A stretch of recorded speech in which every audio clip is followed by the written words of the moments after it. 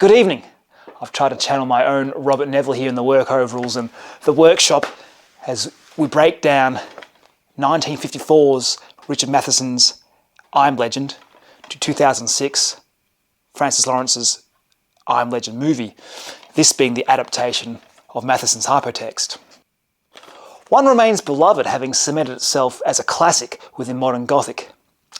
Its protagonists, themes and environment are still talked about and academic papers are still written about today, whilst the other is slowly fading into the background in its social relevance. Why? Well, that brings us to our thesis statement. Whilst there are direct parallels in the social historical context of which both texts were created, Lawrence's 2006 I Am Legend resists against the Gothic genre tropes established within Matheson's 1954 I Am Legend, which in turn transforms the meaning of this adaptation compared to that of the hypertext. Laying down the groundwork, both texts are about our protagonist, Robert Neville, struggling to survive nightly attacks and the challenges of loneliness as he's the sole survivor in the world. But the similarities didn't stop there. Looking at the social historical context of both texts, we see direct parallels. You see, in Lawrence's 2006 text was created in a post-9/11 world. The terrorist attacks on the World Trade Center in New York and the Pentagon attacks in Washington created what Briefel and Miller describe as a new climate of fear, which in turn inspired a new subgenre of disaster films in popular culture. Lawrence's I Am Legend is a part of that post-9/11 canon. But this climate of fear did not stop on the day. America experienced the anthrax mail attacks later in the year and the DC Washington sniper attacks the following year. What was most haunting about these attacks is that the offenders and terrorists were from within the country. The terrorists, while not being all nationals, lived, worked and traded in the country, further amplifying that level of social fear and paranoia, having you question your very neighbour. These events led to the Afghan and Iraq wars and the introduction of the Patriot Act, which gave the government greater surveillance powers. Now, as the cliche goes, history doesn't repeat itself, but it certainly does rhyme. And if we step back 50 years, we can see an almost mirror reflection within the social historical context of Matheson's America. The end of World War II birthed the Cold War, and with it the social fear and anxiety of a nuclear apocalypse from the Soviet Union. The public's news screens were filled with nuclear tests and military parades and the Korean War as communism had reached its zenith in its influence. On the home front, there was a second Red Scare, and Soviet spies were seen as everywhere. What became known as McCarthyism, there was a sense of paranoia as Americans were forced to look out for red plots within their public figures and, of course, their media. A communist or Islamic threat, a repression of individual liberties in an effort to defeat a hidden enemy on the home front, that being McCarthyism or the Patriot Act. So we can see on both periods there's a constant threat of an almost vague and ominous enemy. What's that you hear? A constant threat? A vague and ominous evil? A political uncertainty? Well, according to Andrew Smith, these two are the key attributes in the creation of the Gothic genre, which in turn morphed into the American Gothic, of which both texts were a part of. Both texts have the qualities of the Gothic atmosphere. Gloomy, mysterious, a sense of desolation and full of menace. When we first meet our protagonist in Matheson's text, Neville is in his house, which he's created into a symbolic dungeon. Windows are covered in wooden planks of plywood, making the house seem like a gloomy sepulchre. It's dark and brooding, an embracement of the modern Gothic trope. As Fred Botting states, the castle gradually becomes the old house. As the thesis statement details, Lawrence's text resists these traditional Gothic tropes. The first time we meet Lawrence's Neville is in a red Mustang. He's made in New York City, he's known at a playground, and he's doing laps around downtown. His house? Well, it's far from Matheson's symbolic tomb. It's a multi-storey townhouse filled with natural light. Lawrence's Neville fills the house with upbeat, optimistic music of Bob Marley and recorded morning television to bring a normalcy to his life. The traditional male protagonist within Gothic fiction is then to be placed in a supernatural world. It is cruel, it's violent, it's without hope, and Matheson's Neville embodies this fate. He's a depressing character, a binge drinker, a chain smoker, ceaselessly angry and harrowing in self-destruction. Life is still a barren, cheerless trial. Despite everything he had or might have had, except of course another human being, life gave no promise of improvement or even change. He didn't eat properly, drink properly, sleep properly, or do anything properly. None of this is in Lawrence's protagonist. This Neville has none of the self-deprecating behaviour. A morning routine of reverse chin-ups, cardio, a balanced diet are all within Neville's daily and directional routine, proving further resistance against the Gothic male tropes of which this genre is known for. Fred Botting states that the Gothic draws heavily on the myths, legends and folklore of the past, and this is ever present in Matheson's hypotext. You can see a wink and a nod throughout the text.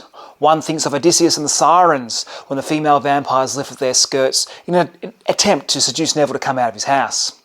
Neville develops an almost Captain Ahab-like obsession in an attempt to find, slay his big fat white neighbour that haunts him each night, and Neville takes on a rugged Robinson Crusoe frontier appearance as he roams the new world. But there's no greater influence than that of Bram Stoker's Dracula. Matheson himself stated that he came up with the idea within his teens. I figured if one vampire was scary, then a whole world full of vampires should be really scary. It's Matheson's adversarial use of vampires that really proves that I Am Legend is a classic text within the Gothic genre. Peyronen states that genre not only acts as a set of prescribed rules for text, but as a yardstick in which other texts are both measured against and evaluated against. Yet more importantly, Peyronen states that the innovation within text comes when the genre's perceived rules and attributes are broken. Matheson's use of vampires is a perfect representation of this. He takes the vampiric rules established by Stoker, sunlight, avoidance of garlic, death by stakes, fear of crosses, mirrors, and gives a scientific explanation for each, blurring the line between the Gothic and the science fiction. Lawrence's text has none of this. In fact, vampires aren't even a factor. The adversaries are known as dark seekers, and whilst Matheson's foes are neighbours, friends and loved ones, signifying hauntings and ghosts from the past, Lawrence has none of this symbolism. The first time we see the dark seekers, they are an indistinguishable mass. They are featureless, they are blank and have no attributes in appearance to differentiate them from one another. There's no key link in the Gothic genre heritage set by Matheson nor Stoker. So why not copy the hypertext? Why not embrace the dark Gothic tropes and the attributes set by Matheson and reap the benefits? Well, Lawrence's adaptation was victim to the socio-political environment it was created within. Entertainment within post-9/11 was extremely binary. It was us versus them. There wasn't room for nuance. To tackle the second half of this thesis statement, let's look at each text's respective endings and their meaning generated. Within Lawrence's text, there are further survivors. Neville sacrifices himself by pulling the pin on a grenade amongst a horde of dart seekers to allow the survivors to escape with the antidote, his blood. The film ends looking upon a new society amongst green fields. Neville is declared a legend due to his sacrifice in creating this new society. Amy Ransom details that this ending fits neatly into the growing corpus of post-9/11 disaster films. This, of course, is symbolic of emergency service sacrifices on 9/11 and the armed services within the War on Terror. Susan Hafton summates this era perfectly. The rhetoric of freedom had been usurped by the rhetoric of patriotism, which questions any speech or activity that dissents from the dominant discourse of American military might and right. And Matheson's end?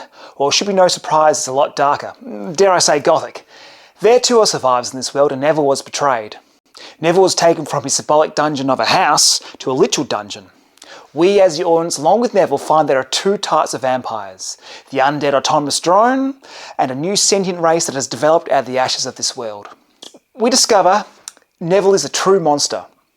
His daily activities in slaying vampires that he believed to be rightful self-defense was actually him perpetrating genocide. This, of course, draws parallels to the nuclear arms race of the Cold War. In the last paragraphs prior to Neville's suicide, he comes to realise that in the shadows of this new world, he's the last of his race. He is legend. David Oakes states that Matheson's work concentrates on humanity's ability to destroy itself, and this is a more meaningful and poignant universal theme that Lawrence's adaptation failed to capture. As the audience is left in the cell with Neville's corpse, George Eliot's comment truly summates difference in meaning generated between the two texts, as it is not only to offer primarily an entertainment, but to explore a significant theme, a theme significant in its bearing on the serious problems and preoccupations of mature life. Thank you for your time.